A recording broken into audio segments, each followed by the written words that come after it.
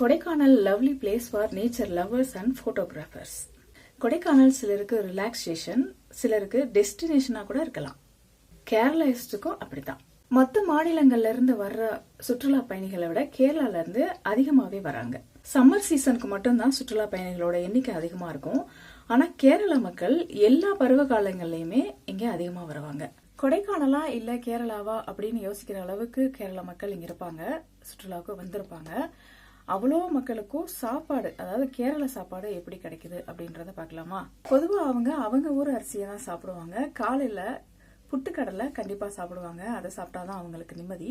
கொடைக்கானல்ல maximum hotels, restaurant, lodge எல்லாமே bonus கேரளிஸ்ட் தான். அதனால கேரள மக்களுக்கு சாப்பாடு பிரச்சனை இருந்திருக்க வாய்ப்பு இல்லை. கேரளா ஹோட்டல்ல போய் சாப்பிட்டதில்ல. ஆனா கேரளா ஹோட்டல் வாசல்ல கேரளாவோட வண்டிகள் நிறைய நிற்கும், மக்கள் எல்லாமே நிற்பாங்க. அதனால ஒரு கணிப்புல சொல்றேன். எப்படி இவ்வளவு கேரள மக்கள் பஸ்ஸா எவ்வளவு மக்கள் வராங்க தெரியுமா? எப்படி அவங்க இங்க வராங்க அப்படின்றத பார்க்கலாமா? மலையாளி பொண்ணு இங்க ஒரு பொண்ணு இருக்காங்க. அவங்க கிட்ட கேட்டப்போ அவங்க என்ன சொன்னாங்க அப்படின்னா, கேரளால டூரிஸ்ட் அண்ட் டிராவல்ஸ் வச்சிருப்பாங்கல்ல, அவங்க டூருக்கு அரேஞ்ச் பண்ணுவாங்களாம். கம்மி காஸ்ட்ல டூர் அரேஞ்ச் பண்ணி கொடுப்பாங்க.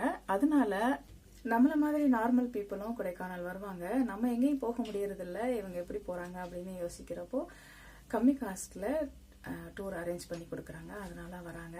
நீங்க எப்படி கொடைக்கானல் வருவீங்க அப்படின்றத ஷேர் பண்ணிக்கோங்க. வீடியோ பிடிச்சிருந்தா சப்ஸ்கிரைப் பண்ணிக்கோங்க.